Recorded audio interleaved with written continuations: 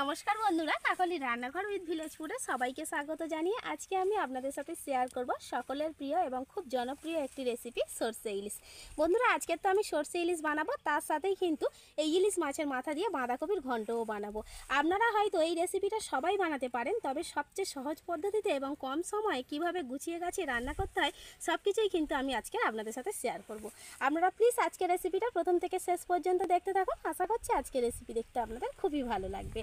আর যে সকল বন্ধুরা এখনও পর্যন্ত নতুন, তারা যদি ইউটিউব থেকে দেখেন তাহলে চ্যানেলটিকে সাবস্ক্রাইব এবং ফেসবুক পেজ থেকে দেখলে পেজটাকে ফলো করে আমার পাশে থাকবেন। তাহলে চলুন এখন রান্না করার জন্য প্রথমে রান্নাঘরে চলে যাই আর আজকের রেসিপিটা শুরু করে ফেলি।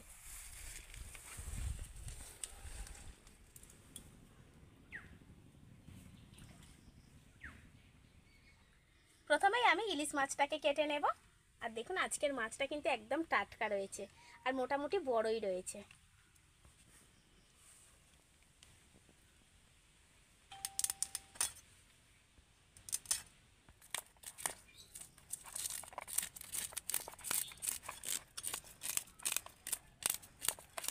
আঁশগুলোকে ছাড়িয়ে নিয়েছি, এবার আমি জল দিয়ে ভালো করে মাছটাকে ধুয়ে নেব।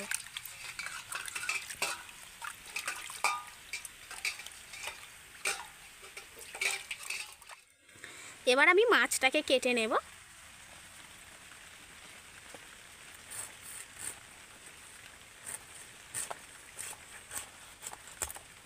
এরকম মাছটা একদমই টাটকা, বেশ ভালো রয়েছে মাছটা। আর বর্ষাকালে তো বাজারে একটু ইলিশ মাছটা বেশি পাওয়া যায়। আর আমাদের বাড়িতে যখনই ইলিশ মাছ আনা হয়, মা আর বাবা কিন্তু এই রেসিপিটা খেতে চায়, খুব ভালো লাগে ওনাদের।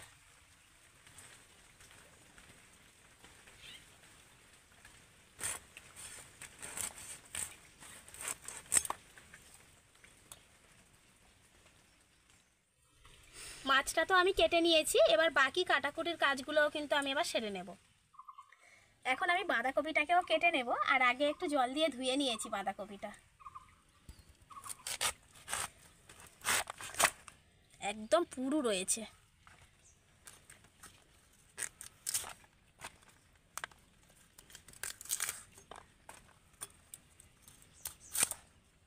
এখনকার বাঁধাকপি তো একটু ছোট সাইজের, একদম পুরো নিরেট, আর বেশ ভালোই পাওয়া যাচ্ছে বাঁধাকপি বাজারে।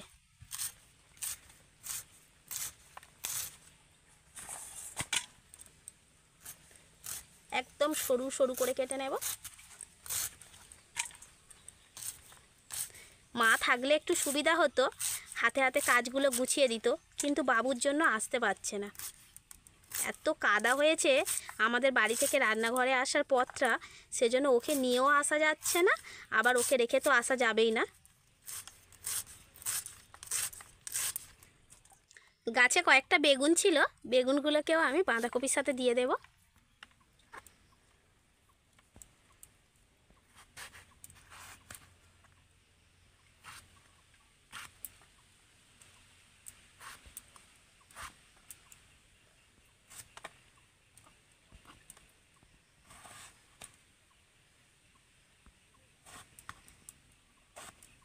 এবছরের বর্ষার প্রথম বেগুন, একটুও কিন্তু পোকা হয়নি ভিতরে। এবার আমি এই কেটে রাখা মাছের মধ্যে দিয়ে দেব লবণ,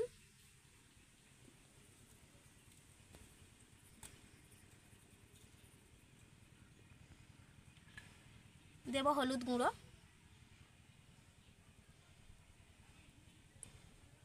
এবার আমি দিয়ে দেব একটু সর্ষের তেল। এই লবণ, হলুদ আর সর্ষের তেলটা দিয়ে কিন্তু আমি মাছটাকে খুব ভালো করে মেখে রেখে দেব। পুরো মাছের গায়ে কিন্তু খুব ভালো করে মাখিয়ে নিতে হবে।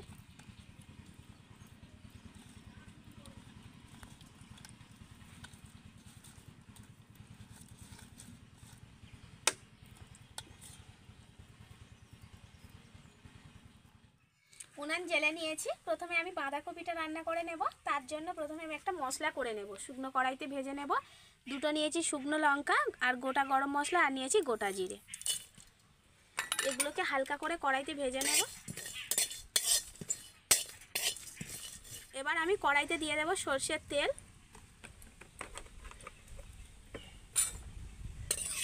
তেলের মধ্যে আমি মাছের মাথাটা ভেজে নেব। মাথার মধ্যে আমি একটু লবণ হলুদ মিশিয়ে রেখেছি। মাথাটা ভাজা হয়ে গেছে, এবার আমি তুলে নেব। এবার ওই তেলের মধ্যে কিন্তু আমি আলুগুলোকেও ভেজে নেব। আলুগুলো একদম ছোটো ছোটো টুকরো করে কেটেছি, একটু হালকা করে ভেজে নেব।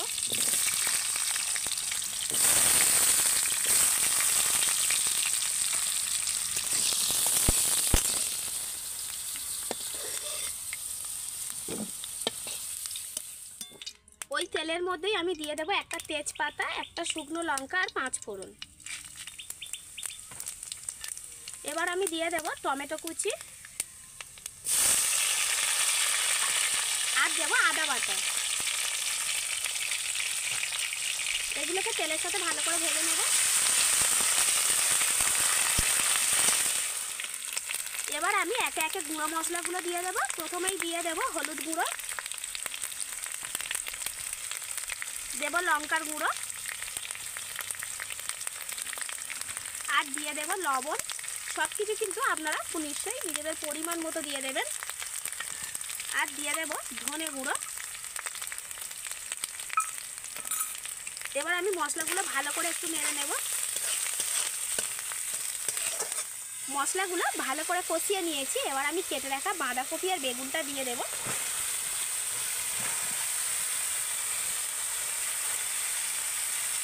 এবার আমি মশলার সাথে বাঁধাকপিটাকে এইভাবে ভালো করে নেড়ে নেব। আর এই বাঁধাকপিটা একটু কমে গেলে আমি বাকি বাঁধাকপিটা যেটুকু রয়েছে দিয়ে দেব। এইভাবে অল্প অল্প করে দেবো আর নেড়ে নেব।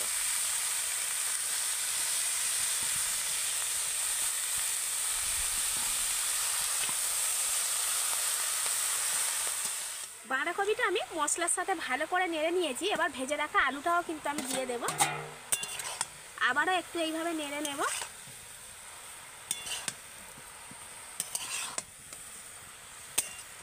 এবার আমি চাপা দিয়ে দেব।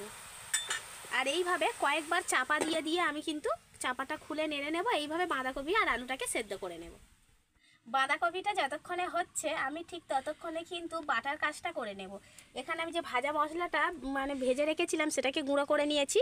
এবার আমি সর্ষে ইলিশের জন্য কয়েকটা মশলা বেটে নেব। এখানে নিয়েছি কালো সর্ষে, নিয়েছি সাদা সর্ষে আর পোস্ত, আর এখানে রয়েছে কয়েকটা কাঁচা লঙ্কা। এগুলো আমি সবগুলো কিন্তু একসাথে বেটে নেব। তো প্রথমে আমি একটু জল দিয়ে নেব, তাতে কিন্তু সুবিধা হবে। সবগুলো একটাই বাটিতে নিয়ে নিলাম। আপনারা যদি মিক্সি করে নেন তাহলে কিন্তু খুবই সুবিধা হবে।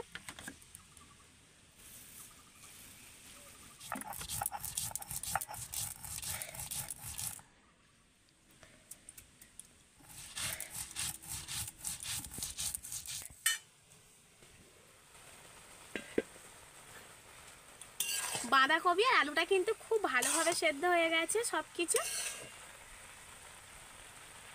এই দেখুন আলু পুরো কিন্তু ঘেঁটে যাচ্ছে।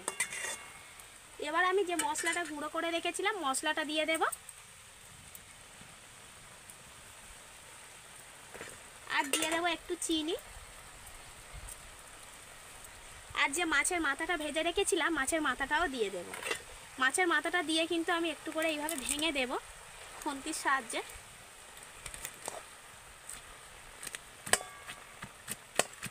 আর এইভাবে কিন্তু নাড়তে থাকবো।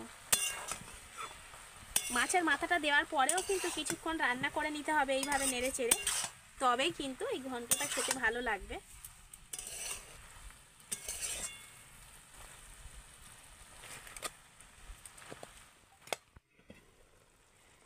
ইলিশ মাছের মাথা দিয়ে বাঁধাকপির ঘন্ট কিন্তু আমার একদম রেডি। কি সুন্দর সেন্ট ছেড়েছে যখনই আমি ঢাকনাটা খুললাম। এবার কিন্তু আমি নামিয়ে নেব এটাকে।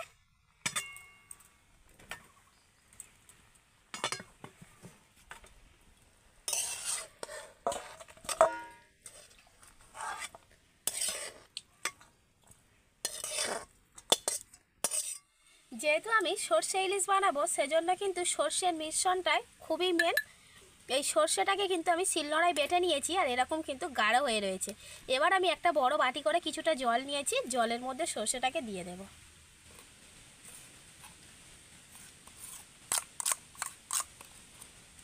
এবার এই জলের সাথে আমি সর্ষেটাকে ভালো করে এইভাবে মিশিয়ে নেব। সর্ষে ইলিশ বানানোর জন্য প্রথমেই আমি কড়াইতে দিয়ে দেব সর্ষের তেল।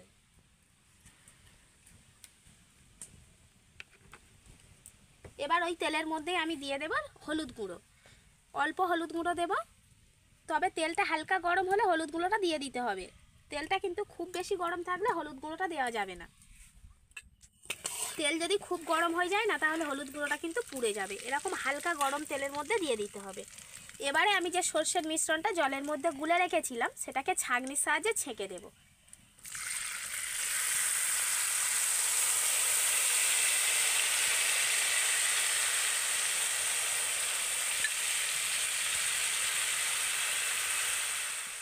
সর্ষেটাকে আমি ছেঁকে নিলাম এই কারণেই, দেখুন সর্ষের মধ্যে কতটা ছিবড়ে ছিল, আর এগুলো কিন্তু সব ওই ঝোলটার মধ্যে চলে যেত, তখন কিন্তু সব পেটের মধ্যে যেত আর পেটের রোগ হতো, আর খেতেও ভালো লাগতো না, তিতকুড়ি ভাব লাগতো গালের মধ্যে পড়লে।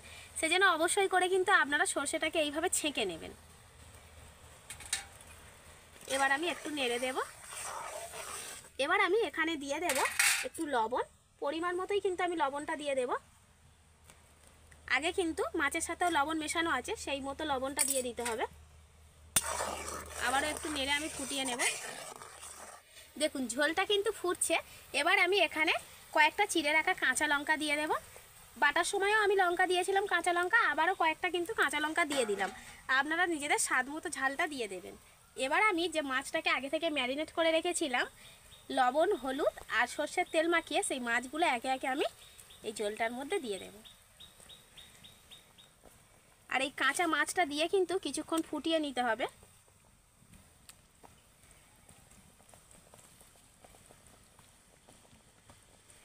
আজকের আমি যে পদ্ধতিতে ইলিশ মাছটা রান্না করছি এই পদ্ধতিতে আপনারা একবার হলো বানিয়ে খেয়ে দেখবেন, খেতে না অসাধারণ লাগে। এবার আমি কিছুক্ষণ জাল দিয়ে ফুটিয়ে নেব। কি সুন্দর সেন্ট বেরিয়েছে মনে হয় মা ঢাকনাটা খোলার সঙ্গে সঙ্গে। আর এই দেখুন আজকের কিন্তু সর্ষে ইলিশটা আমার একদম রেডি। এবার আমি নামিয়ে নেব। সর্ষে ইলিশটা কতটা সুন্দর হয়েছে দেখুন।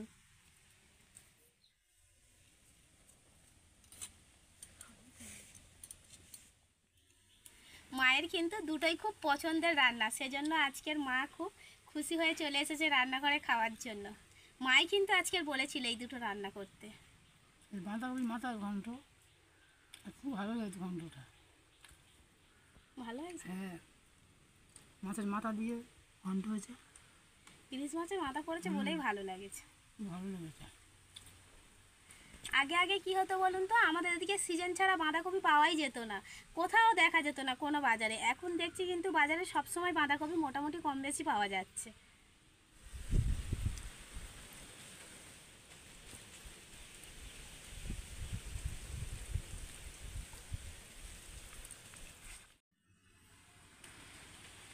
কেমন হয়েছে মা রান্নাটা? ভালো লেগেছে। ভালো লেগেছে। মাছটা খুব ভালো সেদ্ধ হয়েছে। মাছটা সেদ্ধ হয়েছে, মাছটা ভালো ভালো লেগেছে। মাছটা ভালো ছিল এমনি থেকে। তাহলে বন্ধুরা আপনারাও কিন্তু এরকম মানে বর্ষার সিজনে অবশ্যই করে একবার আমার মতো করে ইলিশ মাছ রান্না করে দেখবেন। এতে করে খুব তাড়াতাড়ি হয়ে যায় আর উপকরণও খুবই কম লাগে। আর আজকের আমার যদি রেসিপিটা আপনাদের ভালো লেগে থাকে অবশ্যই লাইক কমেন্ট শেয়ার সাবস্ক্রাইব এবং ফলো করে আমার পাশে থাকবেন আর আমার নিত্য নতুন রেসিপিগুলো দেখতে থাকবেন। তাহলে আজকের মতো এখানেই শেষ করছি। সবাই ভালো থাকবেন, সুস্থ থাকবেন, দেখা হবে পরের রেসিপিতে।